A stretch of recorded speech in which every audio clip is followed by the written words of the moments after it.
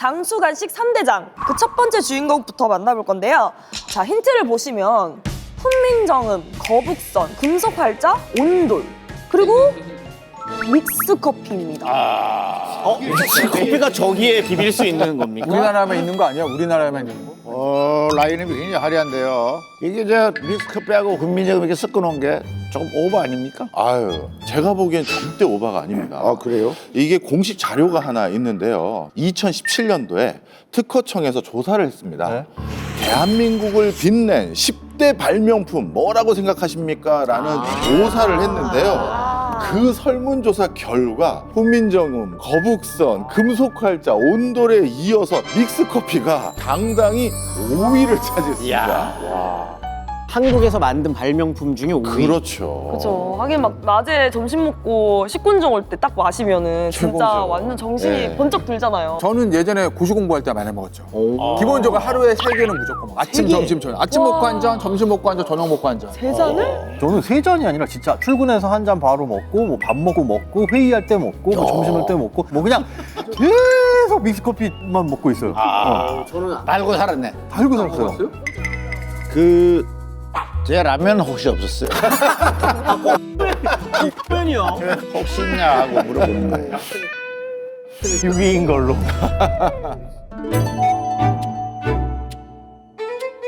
근데 솔직히 커피는 서양에서 들어온 거잖아요. 아, 그렇죠. 근데 왜 믹스커피가 한국을 빛낸 10대 발명품 안에 들어가나요? 이게 진짜 우리나라가 개발한 게 맞기 때문인데요. 인스턴트 커피 그러면 외국이 먼저 생산한 게 맞습니다. 그런데 커피와 설탕과 프리머를 황금 비율로 배합을 해서 한 봉지에 몽땅 넣은 이거 자체를 처음 생각한 건 우리나라입니다. 1976년 동땡식품에서 세계 최초로 개발한 게 맞고요. 우리나라가 정주국이죠. 정주국이죠. 대단합니다. 네. 근데 커피가 한국 사회에서 처음 등장하게 됐었던 거는 이제 조선시대죠. 근데 그때는 가비라고 부르거나 아니면 양탕국. 양탕국도 좋네. 서양의 탕국 그런 말로 맞습니다. 아, 그래요? 네네네. 서양에서 온 국이라는 뜻이에요. 따뜻하게 양탕국. 먹는 거니까. 커피에 관한 기록들을 좀 찾아보면은 고종이 아간파천 가가지고 마셨었던 기록보다 그 이전부터 커피에 관련된 이야기들은 계속적으로 나옵니다. 그 전부터 커피를 대중적으로 소비하진 않았지만 마셨다는 기록들을 확인할 수 있는 거죠. 커피가 처음 우리 땅에 도착한 것은 철종때로 보여지고 있습니다. 1861년 4월이죠. 베르네 주교님이 주문을 해서 신부님들을 통해서 들여왔다라는 기록이 있고요. 강화도 조약으로 이제 개항이 되고 외교관들도 오고 목사님들도 들어오고 3,000명의 외국인들이 있었다는 거 아닙니까? 조선 땅에.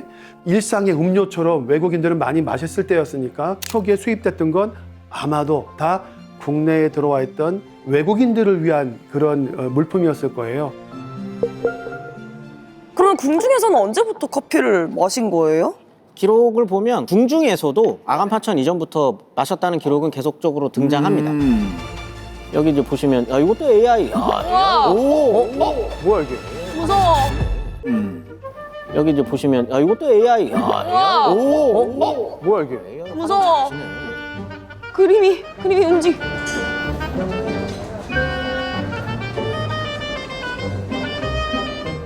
이제 세상이 무서워요. 너무 생각보다 자연스러워. 자연스러워가지고. 자연스럽잖아요.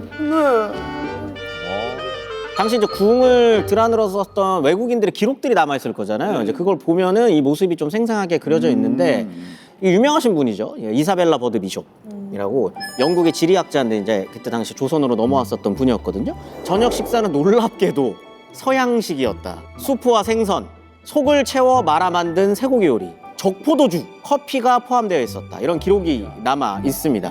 당시 궁중에 이런 서양식 코스 요리가 등장했다라는 거거든요.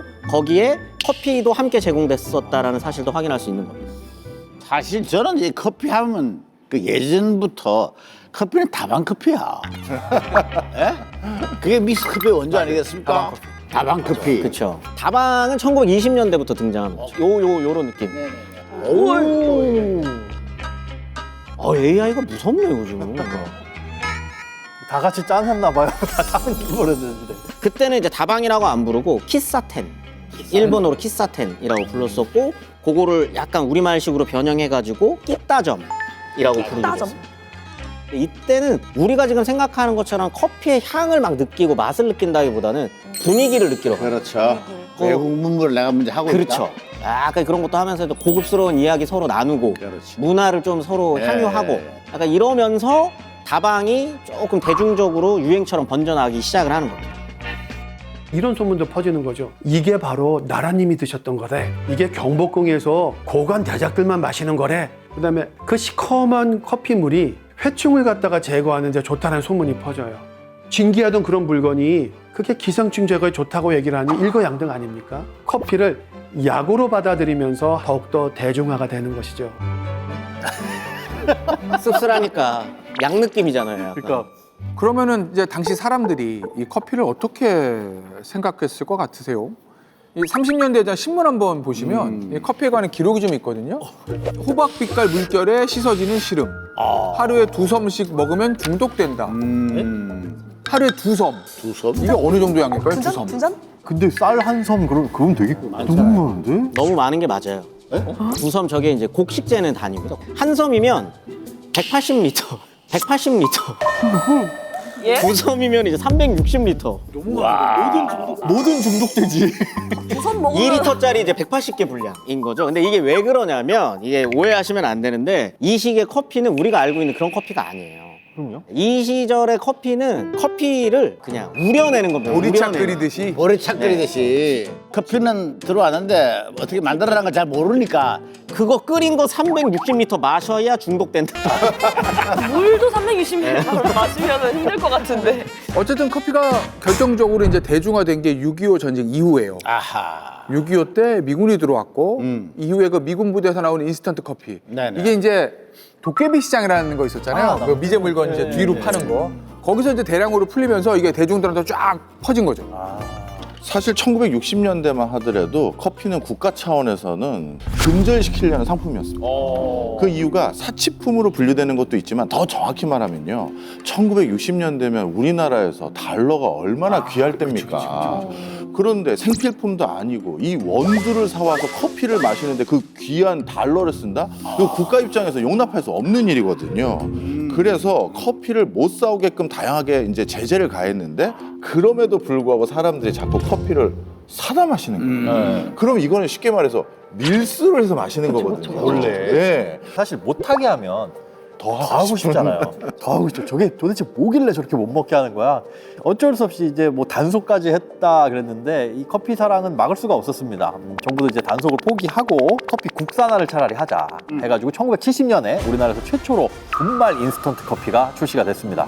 예, 그로부터 이제 6년 후인 1976년에는 세계 최초로 드디어 믹스 커피가 탄생을 하게 된 거죠. 물론 요즘은 뭐 믹스 커피보다 아메리카노 같은 원두 커피 뭐 이런 거 즐기는 분들이 많지만 예전에는 뭐 커피 하면은 믹스 커피 이게 당연히 커피의 대명사였죠. 2010년의 자료를 보면은 그해 대형마트 전체 판매량 1위 제품이 바로 이제 믹스 커피였어요. 당시 시장 규모가 1조 100억 원대였다고 하니까 커피의 진짜 전성 시대였죠 이때. 그렇죠. 그렇다면 이 믹스 커피를 세계 최초로 개발한 이 회사는 대체 어떤 회사길래 이렇게 기발한 생각을 해냈는지 너무 궁금한데요.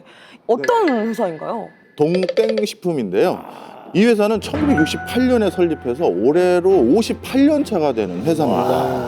지난해 말 기준으로 이 믹스 커피 시장 점유율을 무려 90.8%. 한국에서. 독점이 한국에서요. 커피 하나로 진짜 대박난 회사다 이렇게 볼 수가 있는데 이 거대한 커피 왕국을 일궈낸 설립자가 누구냐면 김재명 명예회장이신데요. 1923년 경남 창녕에서 태어나셨고요.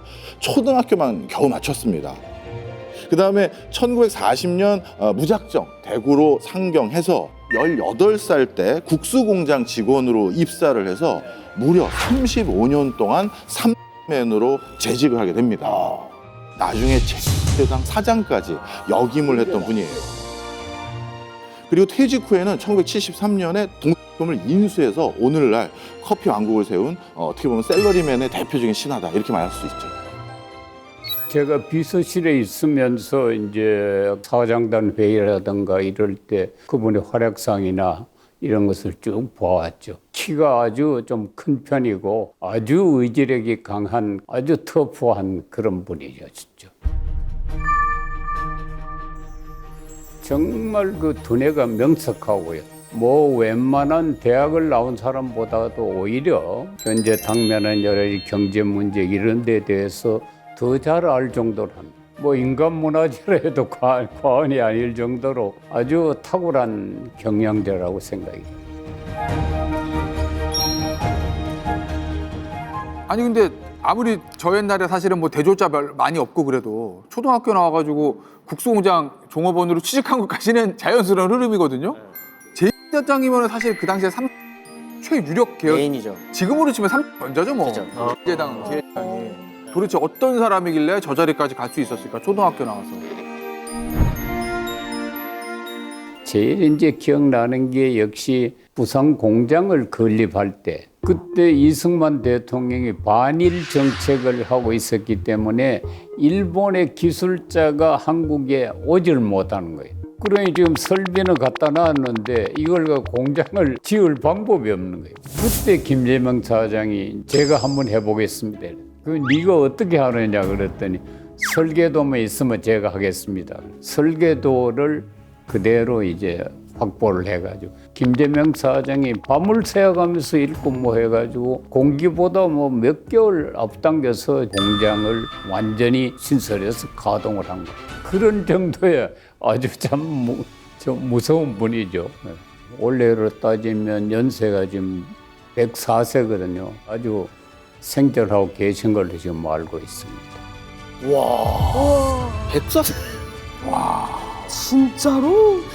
104세요, 그죠? 104세. 어마네. 저희가 그 예전에 국내 최장수 CEO로 신규고 회장을 다룬 적이 있었잖아요. 또 그분보다 더 장수하고 계시네. 커피가 장수의 비결인가? 그러면 지금도 여전히 경영을 하고 계신 건가요? 예, 사실 지금도 경영하고 있다고 예? 봐도 됩니다.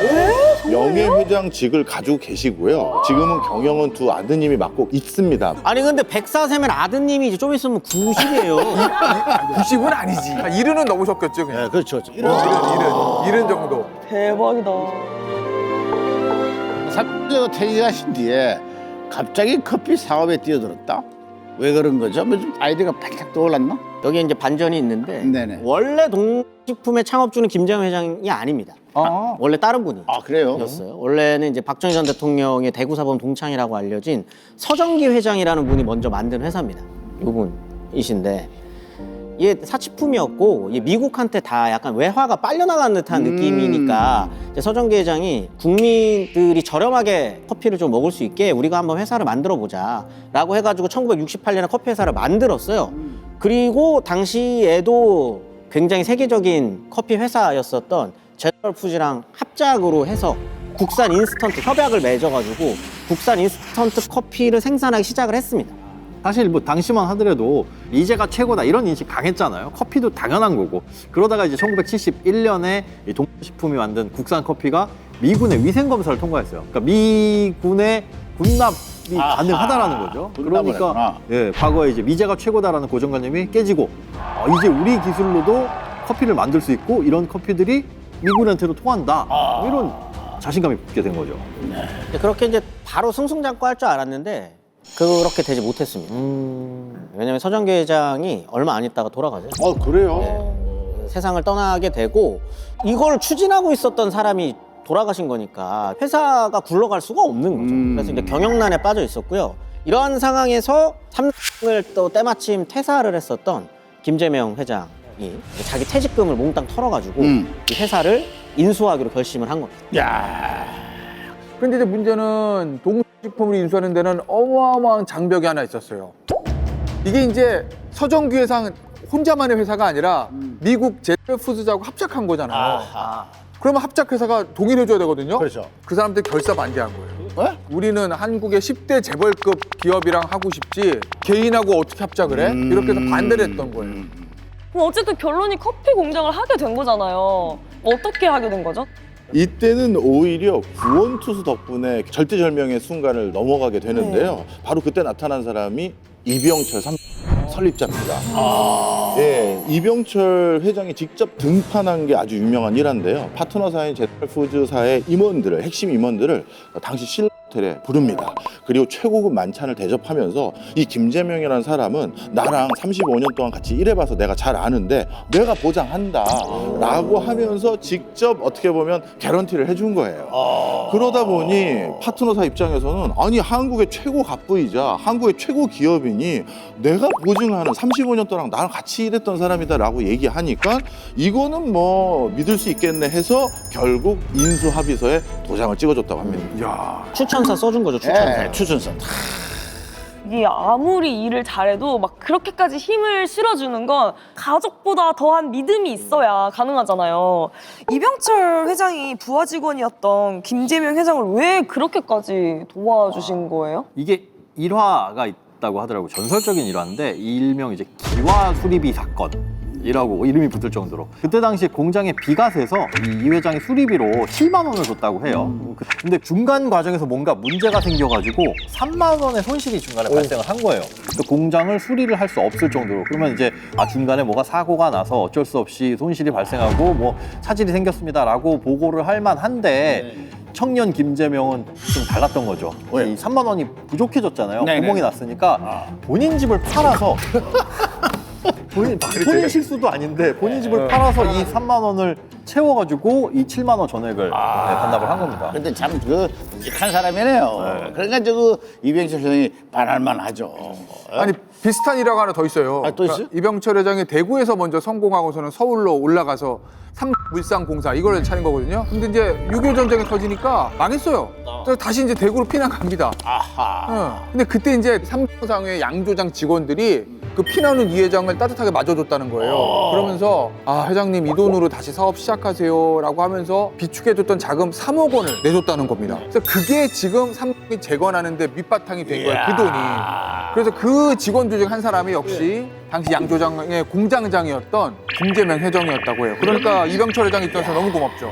그럼 이 김재명 회장이 반도체 만든 거나 마찬가지네. 그렇죠. 이분이 그러네. 무슨 반도체 안 나온 거 아니에요. 뭐 믹스커피 뭐 광고 노리세요? 왜 이렇게까지 그 전까지는 안 하셨는데?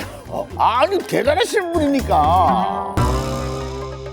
김재명 사장에 대해서는 마치 무슨 친자녀처럼 재명아 이런 식으로 부를 정도로 아주 그 각별한 사이라고 볼 수 있습니다. 제일 먼저 삼성그룹 임원들에게 김재명 사장이 하는 아이템에 대해서는 삼성그룹이 일체 타치하지 마라. 그렇게 아주 엄명을 내렸어요. 김재명 사장이 사업을 스타트할 때 삼성그룹이 도울 수 있는 일이면 무엇이든지 좀 도와라고 임원들에게 지시할 정도로 대단한 애정을 가지고 있습니다. 서로 간에 서로 은인이네.